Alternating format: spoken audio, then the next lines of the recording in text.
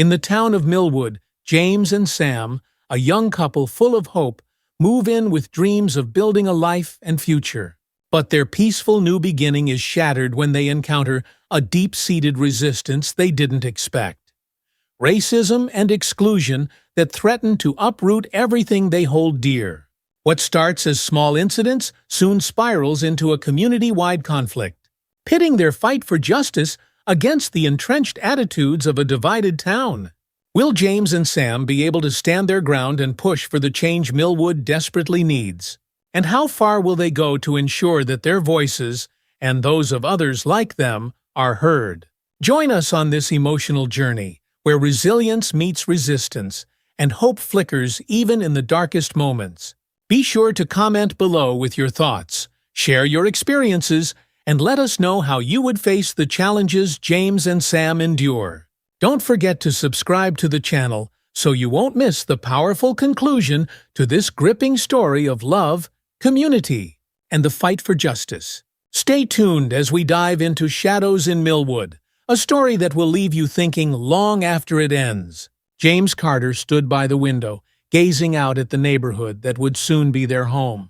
The late afternoon sun cast long shadows across the neat suburban streets, its golden light softening the edges of the freshly painted houses and perfectly manicured lawns. He felt a sense of accomplishment wash over him, the kind that only comes after a long, hard-fought journey.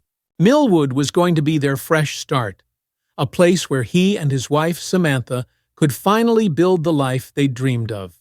He glanced back at Sam, who was unpacking boxes in the living room.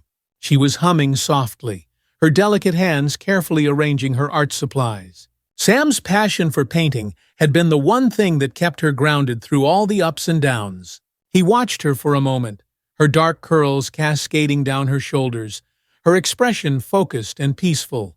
"You think we made the right decision?" James asked, breaking the quiet. Sam looked up and smiled. "Of course we did. This is our new beginning, Jay. We've left all the chaos behind. It's going to be good here." James nodded, though a small knot of uncertainty tightened in his chest. He had taken a leap, accepting the position as a lieutenant in the Milwood Police Department, hoping that a smaller, more progressive town would mean fewer struggles. But deep down, he couldn't shake the nagging feeling that change wouldn't come as easily as they hoped. "Well, let's make it ours then," he said, walking over to help her with the boxes. "New city, new job, new memories." Sam leaned against him, her voice soft. "And no looking back." That evening the air was cool, tinged with the scent of blooming flowers. James and Sam decided to take a walk around their new neighborhood to soak in the sights. The streets were quiet, but welcoming, with families sitting on porches, children laughing as they played in the yards, and the distant hum of life carrying on peacefully. "Look at this place," Sam said, her eyes wide with wonder as they approached a park at the end of the street. "It's beautiful, isn't it?" James smiled, watching her face light up. "Yeah, it is. It's got that small-town charm we've always talked about." As they strolled through the park, the sound of children playing echoed in the distance, and the soft rustle of leaves overhead created a serene atmosphere. The couple stopped by a bench near a small pond, the setting sun casting a warm glow on the water. It was peaceful, everything they had hoped for. Sam leaned her head on James's shoulder. "I think we're going to be happy here," she said softly. James kissed the top of her head, feeling the weight of their past finally lifting. "Yeah, me too." But their quiet moment was interrupted by the sudden appearance of two men, uniformed police officers, walking briskly toward them. The peaceful air seemed to shift as they approached. "Evening," one of the officers said as he stopped in front of them, his hand resting casually on his belt. His name tag read Reynolds. The other officer, Gray, stood slightly behind him, his expression unreadable. James stood up, sensing the shift in tone. He had dealt with situations like this before, where a seemingly innocent question could turn into something much more. He had learned, through experience, to stay calm. "Evening, officers," James said, keeping his tone neutral. Sam remained seated but looked up, her brows furrowing. Reynolds eyed them carefully, his gaze flicking from James to Sam and back again. "What brings you out here tonight?" Just taking a walk, James replied, trying to keep the conversation as casual as possible. We just moved in down the street. Moved in, huh? Gray finally spoke up, stepping closer. His voice carried a tone that was hard to miss, skepticism mixed with something darker. Funny, I haven't seen you around here before. Sam, sensing the undercurrent of tension, stood up and joined James. We've only been here a day or so, just getting to know the area. Reynolds chuckled, though there was no warmth in it. Well, be careful. It's not always easy for newcomers around here. James clenched his jaw but kept his expression calm. He had heard these kinds of comments before. Coded language that meant one thing but sounded innocent enough. We're not looking for trouble, just enjoying the evening. Gray crossed his arms, his eyes narrowing. It's just, people in this neighborhood like to know who's walking around, especially at night. The meaning was clear, and Sam took a sharp breath, her hand slipping into James's. He squeezed it gently, a silent message to stay calm. We live here now, Sam said, her voice steady but laced with emotion. We're just like anyone else in this neighborhood. Reynolds shrugged. Just making sure you know the rules. People like things the way they are around here. Before James could respond, Gray took a step forward, his posture subtly aggressive. Just keep your heads down, all right? Don't make any waves. As the officers walked away, Sam let out a long breath, her hand trembling slightly in James's. She looked up at him, her eyes filled with a mix of anger and fear. James, what was that? She asked, her voice barely above a whisper. James sighed, pulling her close. That, Sam, was what we were hoping to leave behind. But it looks like we haven't escaped it after all. Sam shook her head, her face pale. I thought things would be different here. I thought... James cut her off gently. I know. But listen, this is just a hiccup. They don't know us yet. We'll show them we belong here. Sam didn't seem convinced, but she nodded. I hope you're right. I really do. As they walked back home, the weight of the encounter settled over them like a dark cloud. James couldn't help but replay the officer's words in his mind, especially the thinly veiled warning about keeping their heads down. Over the next few days, Sam tried to push the incident out of her mind, but the uneasy feeling lingered. She threw herself into her art, using her frustration as fuel for her creativity. But no matter how hard she tried, she couldn't shake the sense that they were being watched. James, on the other hand, buried himself in his new role at the police department. He wanted to make a difference, to show that he could rise above the prejudices he had faced all his life. But even at work, he couldn't escape the subtle looks and whispered conversations that seemed to follow him. One afternoon, as he sat in his office, Officer Hernandez, one of the few friendly faces in the department, knocked on the door. Hey, James, got a minute? James nodded, gesturing for him to sit down. Hernandez was one of the few officers who didn't treat him with suspicion or cold indifference. He had been in the department for years and knew the town well. Hernandez hesitated for a moment before speaking. I heard about the run-in you and your wife had with Reynolds and Gray. James stiffened slightly, but kept his face neutral. Yeah, we had a little chat. Hernandez frowned. Look, I'm just going to be straight with you. Milwood's a nice place, but it's got its problems. There are some people here, cops included, who don't take kindly to change, especially when it comes to, well, you know. James nodded slowly. Yeah, I've been getting that sense. Just watch your back, all right? Hernandez said, his voice low. You're a good cop, and you've got potential here. But some people aren't going to make it easy for you. James leaned back in his chair, his mind racing. He appreciated Hernandez's honesty, but it didn't make the situation any easier. In fact, it only made him more aware of the precarious position he was in. Thanks, Hernandez. I'll keep that in mind. As Hernandez left, James sat in silence, the weight of his responsibility pressing down on him. He had come here to make a difference, but now he wasn't sure if the system would let him. Back at home, Sam was struggling to find peace. The incident with the officers had rattled her more than she wanted to admit. She had thought Milwood would be different, a place where they could finally feel safe and accepted. But now she wasn't so sure. One evening, as she worked on a new painting, Her frustration boiled over. She slammed her paintbrush down and buried her face in her hands, her shoulders shaking. James found her like that when he came home from work.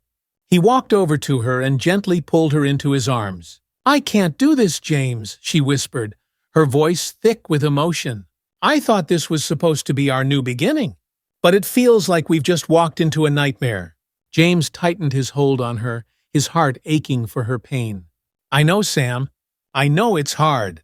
But we're stronger than this. We faced worse, and we'll get through this too." Sam pulled back slightly, her eyes searching his face. "But what if we don't? What if it gets worse?" James didn't have an answer for that. He wished he could tell her everything would be okay, that they would rise above the challenges. But the truth was, he didn't know what the future held. "We'll take it one day at a time," he said softly, "and we'll face it together." The days stretched on, and though James and Sam tried to settle into their new life, the tension never fully dissipated. Sam threw herself deeper into her art, creating pieces that reflected the turmoil she felt inside. James, meanwhile, focused on his work, determined to prove himself in a department that seemed to be watching his every move. But beneath the surface, the cracks were starting to show. Sam's once bright optimism had dimmed, replaced by a quiet anxiety that gnawed at her constantly. James, too, felt the strain, though he did his best to hide it. One evening, as they sat on the couch together, Sam turned to James and said, "Do you ever think we made a mistake coming here?" James hesitated before answering. "Sometimes, but I also think we can make it work. We just have to keep pushing forward." Sam sighed, leaning her head against his shoulder. "I hope you're right. I really do." The days in Milwood grew longer, each one marked by small but noticeable shifts in the way people treated James and Sam. It started with the little things. Neighbors who once waved enthusiastically from across the street now barely offered a nod. The mailman, who had always been polite, now seemed in a hurry, tossing their mail into the box without the usual greeting. Even the woman at the grocery store, who had chatted with Sam during her first visit, now seemed distant, her conversations clipped and formal. Sam noticed it more than James. She felt the coldness in every interaction, the subtle looks that lingered too long, the whispers that stopped when she entered a room. It was as though the entire town had turned on them, even though they had done nothing but try to fit in. One afternoon, as Sam was leaving the local bakery, she overheard two women talking near the counter. They weren't speaking loudly, but the words reached her clearly enough. "They don't belong here," one of the women said, her voice tight with judgment. "I know," the other replied, her eyes darting toward Sam. "This used to be such a nice, quiet place." Sam's heart sank. She had never imagined that simply existing in this town would make her a target for such casual cruelty. The weight of their disapproval pressed down on her, making her feel small and unwelcome in a place that was supposed to be their new beginning. She didn't mention it to James that evening. She didn't want to burden him with her feelings of isolation, not when he was already dealing with his own struggles at work. But the sadness lingered, gnawing at her, slowly eroding the excitement she once felt for this town. While Sam dealt with the growing sense of alienation, James faced his own challenges within the Milwood Police Department. Despite his new title as lieutenant, he could feel the undercurrents of resistance from some of his colleagues. They smiled to his face, but there was a coolness in their interactions, an invisible barrier that made him feel like an outsider. Reynolds and Gray, the two officers they had encountered at the park, were particularly problematic. Though they never outright disrespected him in front of others, James could sense their disdain. They made offhand comments, seemingly innocent but loaded with meaning, about how things had changed too much in the department since James had arrived. "Used to be, this place ran like a well-oiled machine," Reynolds said one afternoon, leaning against the doorframe of James's office. "But now, it's like nobody knows what's going on." James looked up from his paperwork, his expression neutral. "Things are going fine, Reynolds. We've had fewer complaints this month than before. Isn't that what matters?" Reynolds shrugged, a smirk playing on his lips. "I guess, but some of us like the old way of doing things." The implication hung in the air, heavy and unspoken. James resisted the urge to confront Reynolds, knowing that any open hostility could make things worse. Instead, he focused on his work, determined to prove himself through action rather than words. But it wasn't easy. Each day, he felt the pressure building, the weight of expectations pressing down on him from all sides. He wanted to be a leader, to show that he was capable of bringing real change to the department.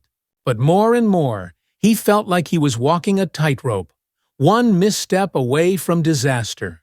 As the weeks passed, the subtle racism that James and Sam experienced began to intensify. It was no longer just whispered conversations or cold stares.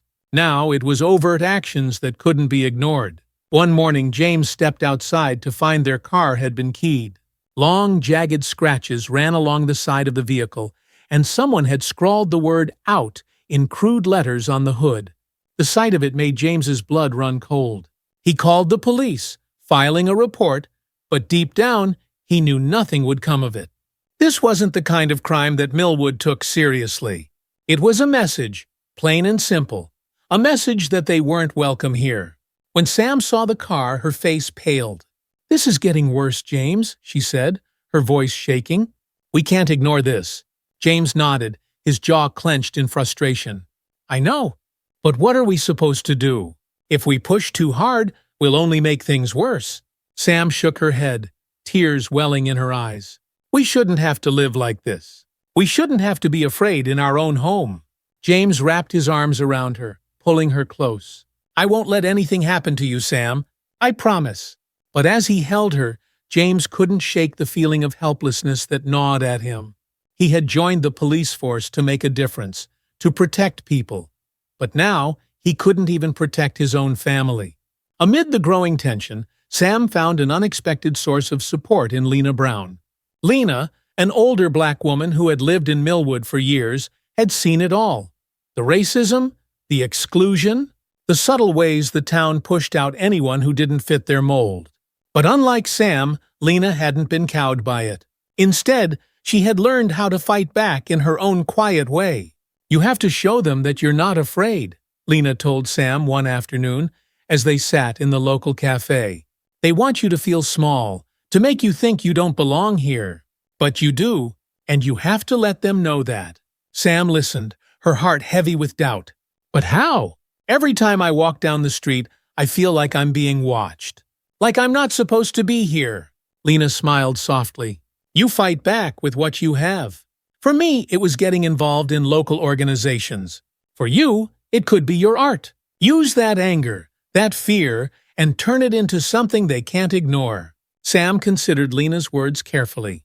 She had always used her art to express herself, but she had never thought of it as a weapon. But now, as the walls seemed to be closing in around her, she realized that maybe Lena was right. Maybe her art could be a way to push back, to show the town that she wasn't going to fade into the background. Inspired by Lena, Sam threw herself into her art with renewed vigor. She began working on a series of paintings that reflected her experiences in Milwood. The fear, the anger, the isolation. The pieces were raw and emotional, each one a reflection of the struggle she and James faced every day. Lena, who had connections with the local art community, helped Sam organize a small exhibition at a nearby gallery. It wasn't a big event, but it was enough to get people talking. Word spread quickly through the town, and soon people were buzzing about the controversial art show that was coming to Milwood. On the night of the exhibition, the gallery was packed. Some came out of genuine interest, others out of curiosity, and a few, Sam suspected, just to see what all the fuss was about. James stood by her side, offering quiet support as she prepared to unveil her work. When the curtain was drawn back, revealing Sam's paintings, the room fell silent. The pieces were bold and unapologetic, each one capturing the pain and frustration of living in a town that didn't want them. One painting in particular drew the most attention, a dark, swirling depiction of the word "out" carved into a car, with faceless figures watching from the shadows. For a moment, no one said anything. Then slowly, people began to murmur, exchanging glances. Some nodded in approval, while others shifted uncomfortably. But Sam didn't care about the reactions.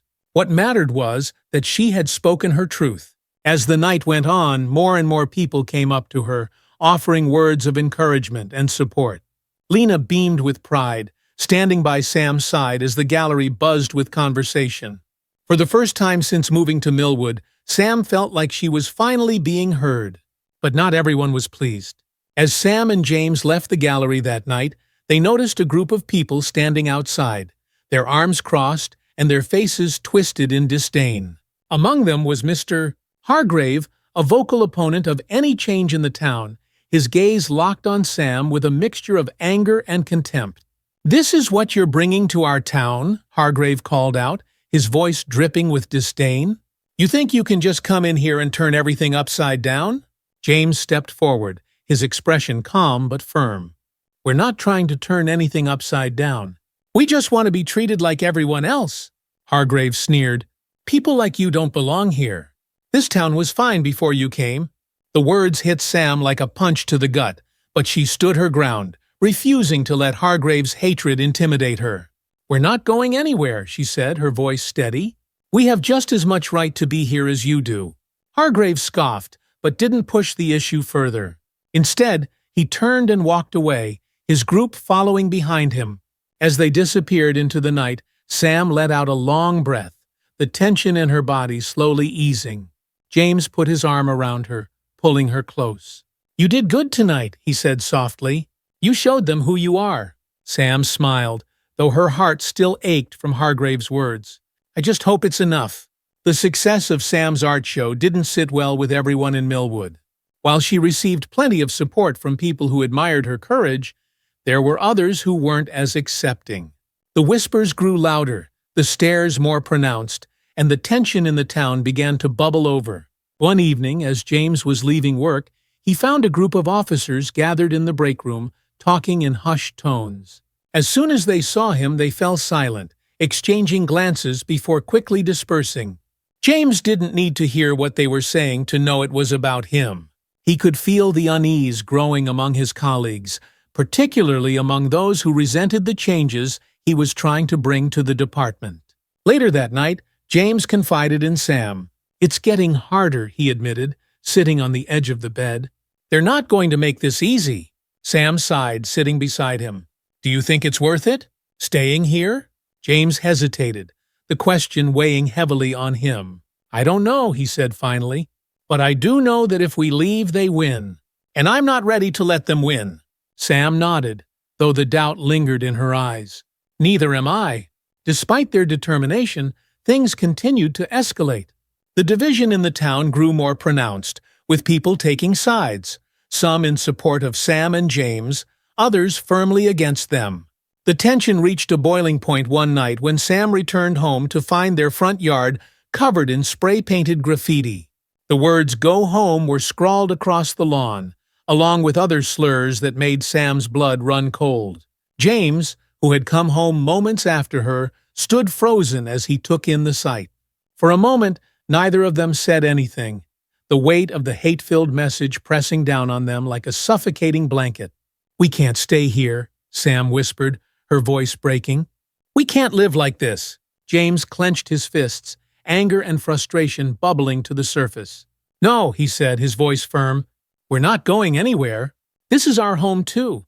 James and Sam stood side by side in the dim glow of their porch light, staring at the hateful graffiti scrawled across their lawn. The words "Go home" loomed large and angry, as if the town itself were speaking, demanding that they leave. For several moments, neither of them said a word. Sam's breath hitched in her throat, and she could feel the sting of tears welling up, but she refused to let them fall. She wouldn't give whoever had done this the satisfaction. James, beside her, was motionless, his jaw tight and his fists clenched, staring down at the ground as if trying to hold his rage in check. "I can't believe this," Sam finally whispered, her voice barely audible. James shook his head, the weight of the moment pressing down on him like a heavy stone. "I can?" he said bitterly. "They've been building up to this for weeks." Sam turned to him, her eyes wide with fear and frustration. "But what do we do now, James? We can't just stay here and pretend everything's fine. What if it gets worse?" James exhaled slowly, trying to gather his thoughts. He knew she was right. The tension in the town had reached a breaking point, and it was becoming clear that Milwood wasn't going to accept them. Not easily, anyway. But he wasn't ready to give up. He wasn't ready to let the town push them out. "I'll take care of it," James said firmly, stepping forward. "I'll call it in, file a report. This is vandalism, and they can't just get away with it." Sam's shoulders sagged with exhaustion. "And then what?" she asked. "Will they actually do something about it? Or will this be just another thing that gets swept under the rug?" James didn't have an answer for her. He had seen enough to know that sometimes the system worked, and sometimes it didn't. But he wasn't ready to let that stop him. He had worked too hard to get where he was, and he refused to be intimidated by a few people who wanted to hold on to their prejudices. "We'll fight it," he said, his voice steady. "We'll fight for what's right no matter what they throw at us." Sam nodded slowly, though the fear in her eyes remained. "I hope you're right, James. I hope you're right." The next morning, James filed the police report. He expected resistance from the department. There were officers who wouldn't take this kind of vandalism seriously, but to his surprise, Officer Hernandez showed up at their home that afternoon, clipboard in hand, ready to document the incident. "I heard what happened," Hernandez said as he inspected the graffiti. His expression was grim, his mouth set in a hard line. "This is a hate crime, plain and simple." James nodded, grateful for Hernandez's support. "I was worried no one would take it seriously." Hernandez shook his head. "Not on my watch. This town needs to learn that this kind of behavior isn't acceptable, not anymore." For the first time in days, James felt a flicker of hope. Maybe there were still people in Milwood, people in positions of power, who were willing to fight alongside them. "We're not going anywhere," James said firmly. "This is our home too." Hernandez met his gaze, his expression softening. "Good. Don't let them push you out." But despite Hernandez's reassurances, the feeling of unease didn't fade. James knew that filing the report was just the first step. It wasn't going to magically change the minds of the people who wanted them gone. And as the days passed, the silence in their neighborhood became more pronounced, more oppressive. Their once friendly neighbors no longer waved from across the street. The mailman stopped coming altogether, forcing them to pick up their mail from the post office. And every time Sam walked into a store, she felt the weight of a dozen eyes on her, silently judging, silently condemning. Milwood had drawn a line in the sand, and James and Sam were on the wrong side of it.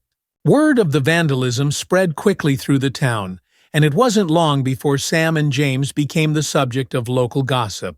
Some people were sympathetic, offering quiet words of support when they saw them in public. But others were not so kind. Mr. Hargrave, the same man who had sneered at Sam outside her art show, was one of the loudest voices of dissent. He had organized a group of like-minded residents who were openly opposed to what they saw as the changing face of Milwood. Their message was clear. They didn't want outsiders in their town, and they certainly didn't want James and Sam here. The town hall meeting that month was tense from the start.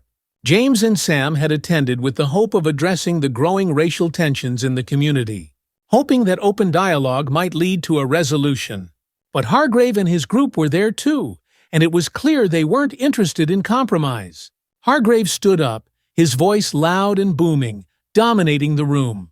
"This town has been just fine for decades without all this. Change," he said, sneering. "We don't need people coming in here, stirring up trouble, making everything about race." James clenched his fists under the table, but he forced himself to remain calm. This was what they wanted, for him to lose control, to prove their point. Instead, he rose from his seat slowly, his expression calm but resolute. "I'm not here to cause trouble," James said, his voice steady. "I'm here to live, to raise my family, just like everyone else in this room. But that doesn't mean I'll stand by while my wife and I are treated like we don't belong. Because we do, and we're not going anywhere." A murmur ran through the crowd, some nodding in agreement, others shaking their heads. Hargrave, however, wasn't satisfied. "You think you can just come in here and change everything, Lieutenant?" Hargrave sneered, his voice dripping with disdain. "You think you can waltz into this town and demand respect? That's not how it works. James took a deep breath, steadying himself. I don't demand respect, Mr. Hargrave. I earn it. Just like I've earned my place in this community. And just like anyone else here, I have a right to feel safe and accepted in my own home. The room fell silent, the tension palpable. James could feel the weight of every gaze on him, the eyes of the town watching, waiting to see what would happen next. But Hargrave just scoffed, crossing his arms. Some of us don't want you here, Hargrave said bluntly, and we'll do what we have to do to keep this town the way it's supposed to be. It was a threat, plain and simple, and James knew it, but he wasn't afraid. Not anymore. Then I guess we'll have to fight for it, James said quietly, his voice calm but firm. Because we're not leaving. The confrontation at the town hall left Sam shaken. She had expected resistance, but hearing it so openly, so brazenly, made the situation feel even more dire. That night, as she and James sat together in their living room, the weight of the night hung heavy in the air. They're never going to accept us, Sam said quietly, staring down at her hands. Not as long as people like Hargrave have control. James leaned back in his chair, his eyes fixed on the ceiling. Maybe not, he admitted, but we can't let them push us out. We can't let them win. Just then, there was a knock at the door. James stood up, wary, and opened it cautiously. To his surprise, standing on the porch was Officer Hernandez, holding a small stack of flyers in his hand. I heard what happened at the town hall, Hernandez said, stepping inside. Hargrave's got a lot of people riled up, but not everyone in this town agrees with him. James raised an eyebrow, glancing down at the flyers in Hernandez's hand. What's this? It's a community meeting, Hernandez explained, handing one of the flyers to James. A group of us have been talking. People who want to see real change in this town. We want to hold a forum, an open dialogue where everyone can share their experiences and work together to find solutions. Sam, who had been sitting quietly on the couch, looked up, her eyes wide with hope. You really think it'll work? Hernandez smiled faintly. It's a start, and if enough people show up, maybe we can drown out the voices of people like Hargrave. James stared at the flyer in his hand, his mind racing. This was what they had needed. An opportunity to push back, to show the town that they weren't alone. And maybe, just maybe, it could make a difference. We're in, James said, nodding firmly. Whatever you need, we're in. The night of the community meeting arrived, and the atmosphere in Milwood was tense. People had been whispering about the meeting for days, speculating on whether it would bring real change or just stir up more trouble. Sam and James arrived early, taking their seats in the front row, their hearts pounding with anticipation. The room filled quickly, with a mix of familiar faces and new ones. Some were there out of genuine interest, others out of curiosity, and a few, James suspected, were there just to cause trouble. But he didn't care. This was their chance to make their voices heard. Lena Brown, who had been one of the driving forces behind the meeting, took the stage first. She spoke with quiet dignity, sharing her experiences as a black woman in Milwood and the challenges she had faced over the years. Her words resonated deeply with Sam, who nodded along, feeling the weight of Lena's story like a mirror to her own. After Lena, others began to speak. Residents who had experienced racism and exclusion. People who had been quietly suffering in a town that claimed to be welcoming but wasn't. Each story added fuel to the fire, building a sense of solidarity and determination in the room. Finally, it was James's turn to speak. He stood up, his heart racing, and made his way to the stage.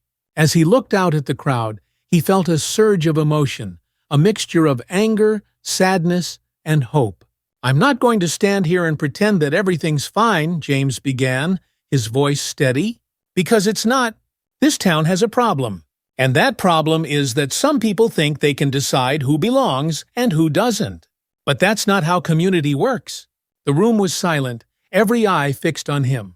My wife and I came to Milwood because we believed in this town. We believed it could be a place where we could build a life, a place where we could be a part of something bigger. And we're not going to let anyone take that away from us. James paused, letting his words sink in. We're not going anywhere. and neither should anyone else who feels like they don't belong. Because we do belong, and we're going to fight for that right."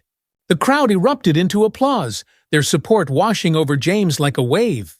He felt a surge of hope, a sense that maybe, just maybe, they were turning a corner. But not everyone was on their side. As the applause died down, James spotted Mr. Hargrave standing near the back of the room, his arms crossed and a scowl on his face. Hargrave's presence was a reminder that the fight wasn't over, that there were still people who wanted to tear them down. But as James looked around at the crowd, at the people who had come together to support one another, he knew that they weren't alone.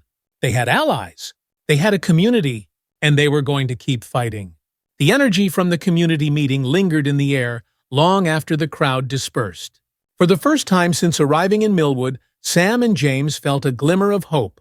They weren't alone in this fight. The stories shared that night had given voice to experiences that had long been silenced, and they had sparked something, a movement. As they walked home, hand in hand, Sam glanced at James, her eyes reflecting the newfound strength she had felt in that room. "I can't believe how many people showed up," she said, her voice soft but filled with awe. James nodded, still replaying the meeting in his mind. "Yeah, I didn't realize so many people were going through the same thing."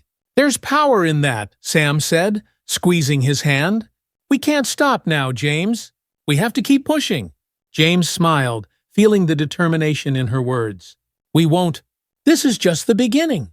But as hopeful as they felt in that moment, both of them knew that the fight was far from over. The meeting had been a success, but it had also drawn attention from those who were opposed to change, people like Mr. Hargrave and the others who clung to the old ways of Milwood.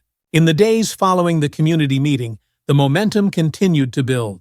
Word spread quickly about what had happened that night, and more people began to come forward with their own stories of discrimination and exclusion in Milwood. It wasn't just James and Sam. There were families, individuals, and even business owners who had experienced the subtle and not-so-subtle racism that had shaped life in the town for years. Sam, inspired by the response to her art show and the meeting, decided to use her talents to further the cause. She began working on a new series of paintings, each one telling a different story of injustice in Milwood. With Lena's help, she organized another exhibition, this time inviting people to contribute their own stories to accompany the artwork. The exhibition quickly became a symbol of the movement, a way for people to express their pain, their anger, and their hope for change. Sam's paintings, along with the stories shared by the community, created a powerful narrative that couldn't be ignored. One of the most striking pieces was a large canvas, painted in shades of red and black, depicting faceless figures standing in the shadows of a bright, shining town.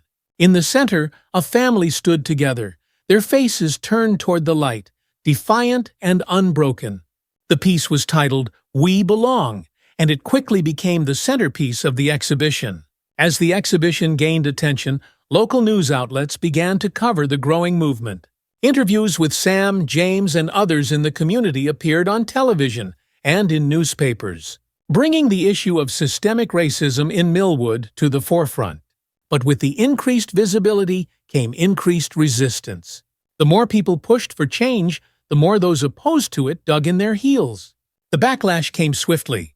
Hargrave and his group of supporters, emboldened by the attention the movement was receiving, organized their own campaign to take back Milwood. They framed it as a fight to preserve the town's traditions and values, painting James, Sam, and the others as troublemakers who were trying to destroy everything that made Milwood special. Flyers began to appear around town, bearing slogans like "Keep Milwood Ours" and "Don't Let Outsiders Change Our Home." Hargrave and his group held their own meetings, where they rallied against the movement, claiming that it was tearing the town apart. One afternoon, as Sam walked through the town square on her way to the post office, she spotted a group of people handing out pamphlets. As she approached, she overheard snippets of their conversation. "They want to turn this place into something it's not," one man said, shaking his head. "They don't understand what Milwood stands for," a woman added, her voice tight with anger. Sam quickened her pace, her heart pounding in her chest. She had expected resistance, but seeing it so openly displayed rattled her. As she passed the group, one of the men caught her eye and smirked. "Guess not everyone's welcome here after all," he said, loud enough for Sam to hear. She kept walking, refusing to engage, but the sting of his words stayed with her long after she had returned home. When she told James about the encounter later that evening, his expression darkened. "They're trying to intimidate us," he said, his voice filled with quiet anger. "But it's not going to work." Sam nodded, though she couldn't shake the feeling of unease that had settled over her. "I just don't understand how people can be so cruel," James sighed, pulling her close. "It's fear, Sam. They're afraid of losing control, afraid of change. But we're not trying to take anything from them," Sam said, her voice trembling. "We just want to belong." "I know," James said softly, "but to them, that's the threat." Despite the growing resistance, the movement continued to gain strength. James, along with Officer Hernandez and several others in the department, began organizing a peaceful protest to take place outside the police station. The goal was to demand accountability and transparency, not just in how the police treated people of color, but in how the entire town operated. Flyers were distributed, social media posts were shared, and word of the protest spread quickly. By the day of the event, hundreds of people had committed to attending, including residents from neighboring towns who had heard about the fight for change in Milwood. As the protest approached, Sam felt a mixture of excitement and anxiety. She believed in what they were fighting for, but she couldn't help but worry about what might happen. The town was already divided, and a protest could either bring people together or drive them further apart. The morning of the protest dawned bright and clear. Sam and James arrived at the police station early, along with Hernandez and a group of volunteers who had come to help set up. The atmosphere was electric, charged with the determination of those who had gathered to demand change. As the crowd began to swell, Sam spotted familiar faces. Lena, standing proudly with a sign that read, "Justice for All." Neighbors who had supported them from the beginning, and even some of the people who had attended her art shows, but she also saw the faces of those who were there to oppose them, standing at the edges of the crowd, their expressions hard and unreadable. James took the stage first, speaking with the quiet authority that had earned him respect both as a police officer and as a leader in the community. He spoke about the need for accountability, for transparency, and for real, lasting change in Milwood. "We're not here to tear this town apart," James said, his voice carrying over the crowd. "We're here to make it better, to make sure that everyone, regardless of who they are, can feel safe, accepted, and valued in this community." The crowd cheered, their voices rising in a unified call for justice. But as the applause died down, Sam noticed something unsettling. At the edge of the protest, a small group of counter-protesters had gathered, holding signs that read, "Keep Milwood Ours" and "No Outsiders." Hargrave was among them, his arms crossed and his face twisted in disdain. The tension in the air was palpable, and Sam felt her stomach twist with anxiety. She glanced at James, who was still speaking, his eyes focused on the crowd in front of him. He hadn't noticed the counter-protesters yet, but Sam could see them growing bolder, inching closer to the gathering. The protest had been peaceful up until that point. People had come together to support one another, to demand change, and to share their stories. But as the counter-protesters began to move closer, the atmosphere shifted. Hargrave stepped forward, his voice loud and accusatory. "This town doesn't need to change," he shouted, his words cutting through the crowd. "These people don't speak for us." The counter-protesters cheered, their voices clashing with the chants of the protesters. The tension escalated quickly, with both sides trading verbal barbs. Sam's heart raced as she watched the scene unfold, her fear growing with each passing second. James stepped down from the stage, moving toward the front of the crowd, his expression calm but serious. He raised his hands, trying to de-escalate the situation. "We're not here to fight," he said, his voice steady. "This is a peaceful protest. We're here to demand justice, not to create more division." But Hargrave wasn't listening. He pushed his way through the crowd, his face red with anger. "You're trying to destroy this town," he shouted. "You don't belong here." Before James could respond, a scuffle broke out near the front of the crowd. One of the counter-protesters had shoved a protester, and the situation quickly spiraled out of control. Sam's heart leapt into her throat as she watched people push and shove, their anger boiling over. "Stay calm," James shouted, trying to keep the situation from escalating further. "Don't give them what they want."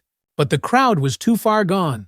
The counter-protesters were pushing forward, their aggression fueling the chaos. Sam watched in horror as Hargrave lunged toward James, his fist raised. Just as Hargrave was about to strike, Officer Hernandez stepped in, grabbing his arm and pulling him back. "Enough!" Hernandez shouted, his voice cutting through the chaos. "This ends now!" For a moment, the crowd froze, the tension hanging in the air like a thick fog. Then, slowly, the aggression began to dissipate. The counter-protesters backed off, realizing they were outnumbered. Hargrave, his face flushed with rage, glared at James before turning and storming away, his group following behind him. As the dust settled, Sam felt a wave of relief wash over her. The protest had come dangerously close to turning violent, but thanks to James and Hernandez, it had been defused. The crowd slowly began to disperse, many of them lingering to thank James for his leadership and for standing up for what was right. But as Sam looked around, she couldn't shake the feeling that this wasn't over. Hargrave and his supporters weren't going to give up easily, and the fight for change in Milwood was far from won. James, however, remained hopeful. As they walked home that evening, he spoke with a quiet determination. "We made progress today," he said, his voice filled with conviction. "We showed them that we're not going to back down." Sam nodded, though her heart still felt heavy. "But what happens next? What if they come after us again?"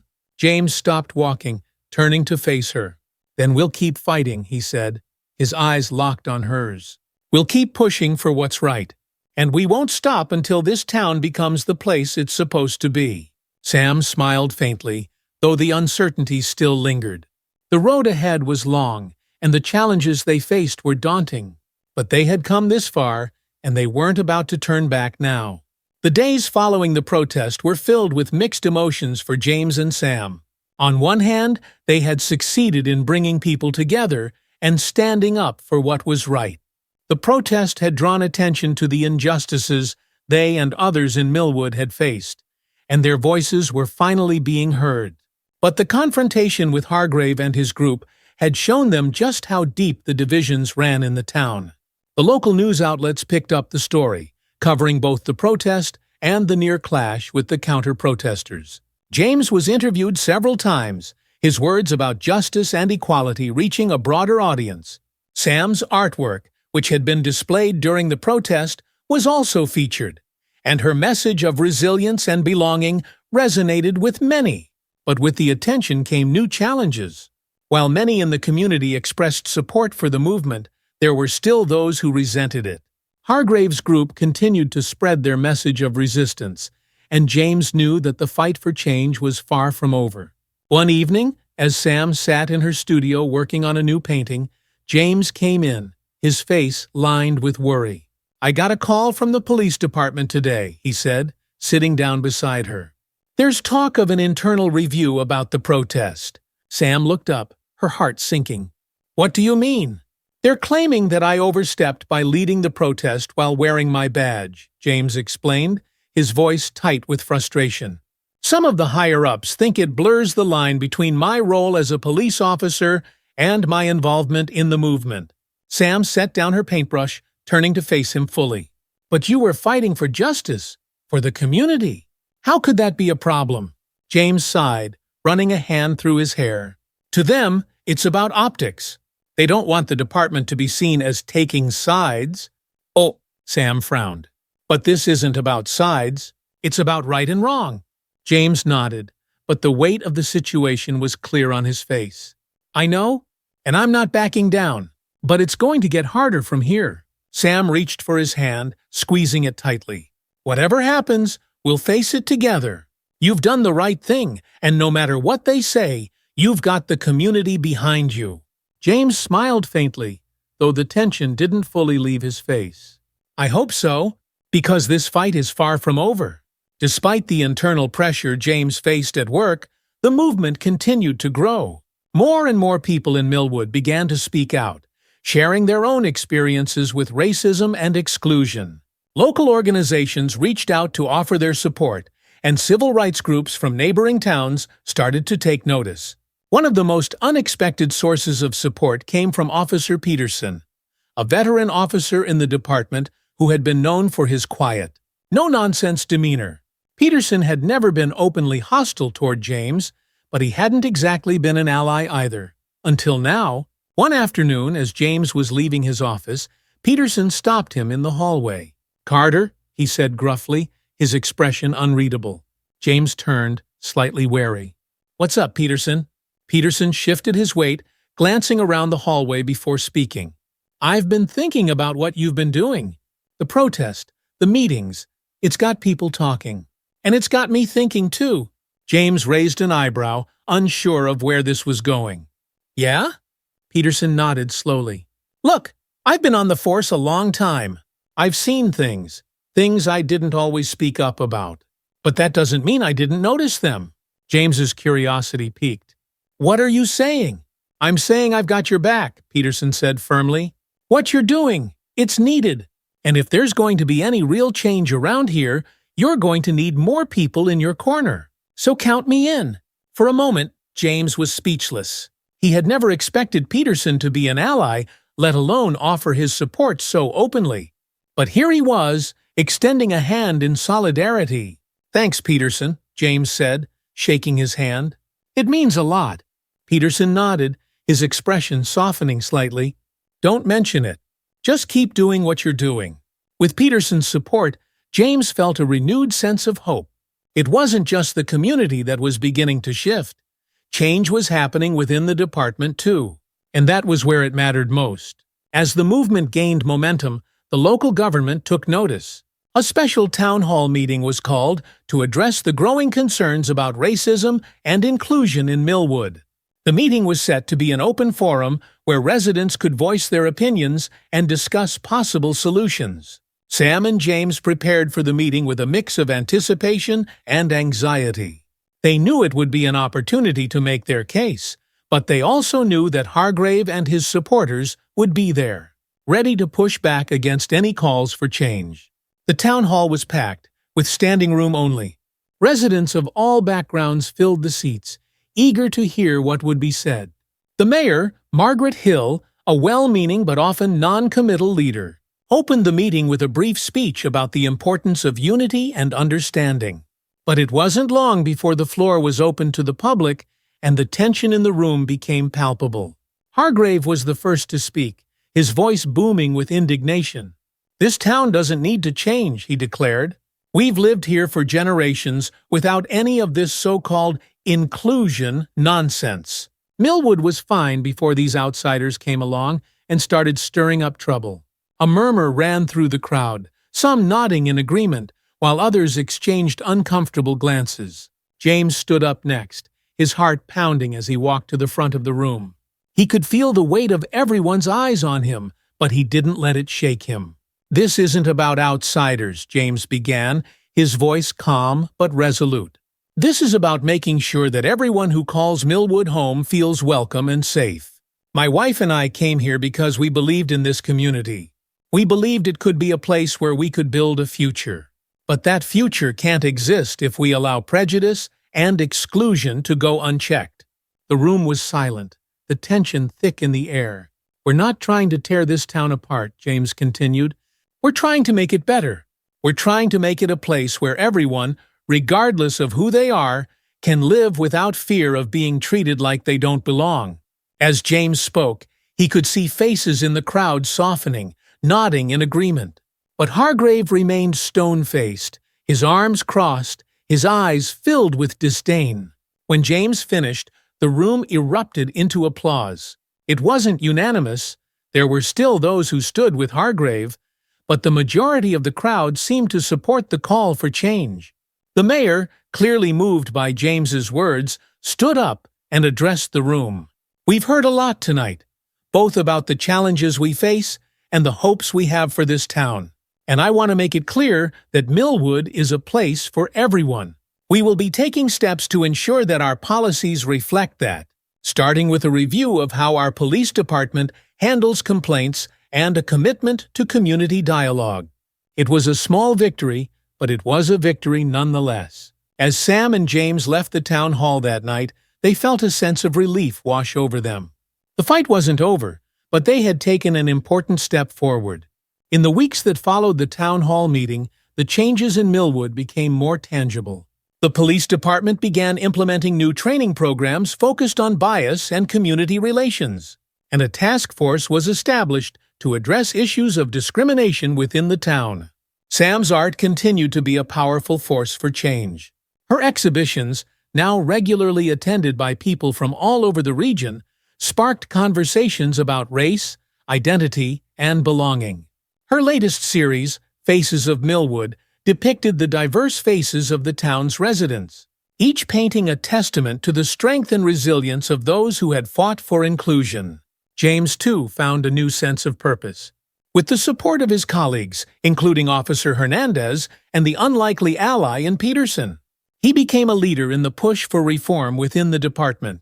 It wasn't easy, there were still many challenges ahead, but he knew that real change was possible. One afternoon, as James and Sam walked through the park where they had first encountered Officers Reynolds and Gray, Sam paused. Looking around at the families playing, the children laughing, and the warm sunlight filtering through the trees. "Look at this place," she said softly, her eyes bright with emotion. "It's starting to feel like home." James smiled, pulling her close. "It always was. We just had to fight for it."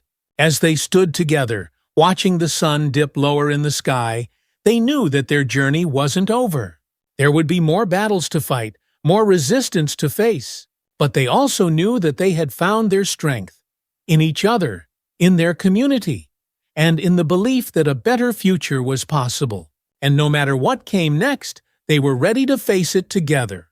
As this chapter of James and Sam's journey draws to a close, we're reminded that the fight for justice, equality, and belonging is far from over. If this story resonated with you, or if you've ever faced similar challenges, know that you're not alone. Help us continue to share powerful stories like this one by subscribing to our channel. Your support not only helps us spread these important messages, but also amplifies the voices of those who need to be heard. Don't forget to like, comment, and share your thoughts with us, because your voice matters in the fight for a better future. Thank you for being a part of this journey. Together, we can create the change we want to see. Subscribe now and stay tuned for more inspiring stories.